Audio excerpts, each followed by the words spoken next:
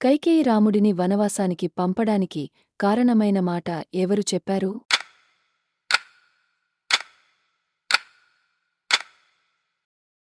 ఏ.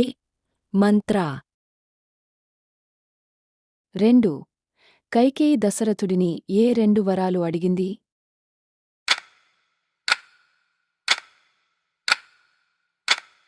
B. రాముని వనవాసం, భరతుని రాజ్యం. 3. రాముడు ఎన్ని సంవత్సరాల వనవాసం పొందాడు?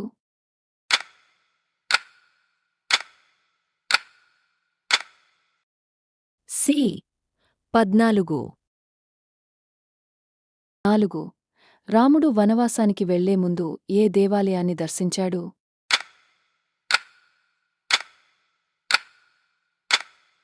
డి. మాతా కౌసల్య ఆలయం. 5. రాముడు వనవాసానికి బయలుదేరినప్పుడు అయోధ్య ప్రజలు ఎలా స్పందించారు?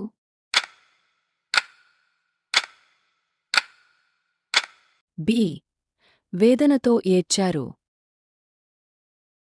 దశరథ మహారాజు ఎవరిని రాముని వనవాసానికి పంపడంలో అనుమతించలేదు?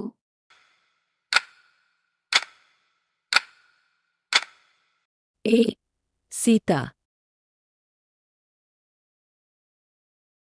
దశరథ మహారాజు మరణానికి ప్రధాన కారణం ఏమిటి?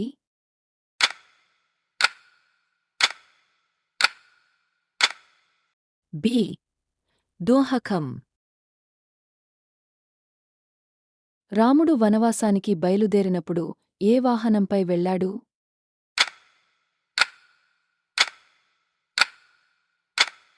సి. సుమంత్రుని రథం. భరతుడు రాముని రాజ్యాన్ని తిరిగి ఇవ్వాలని ఎక్కడికి వెళ్లాడు?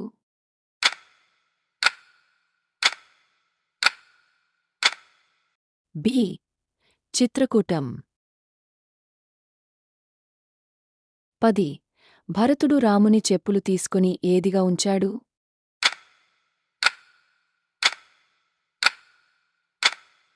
ఏ. పాదుకలు, పాదరక్షలు. భరతుడు రాముని లేకపోతే రాజ్యాన్ని ఎలా పాలించాడు?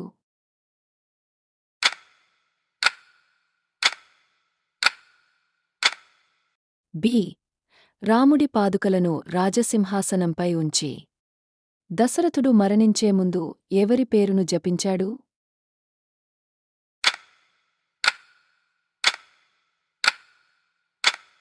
బి. రాముడు. రాముడు వనవాసంలో మొదట ఏ ప్రదేశానికి వెళ్లాడు?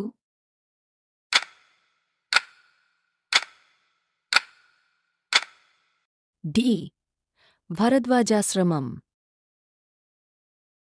భరద్వాజ మహర్షి రాముడికి ఏ మార్గం సూచించాడు?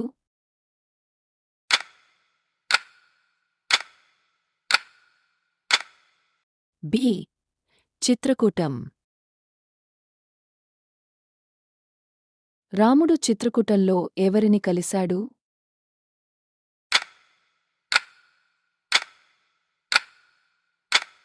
బి. భరతుడు.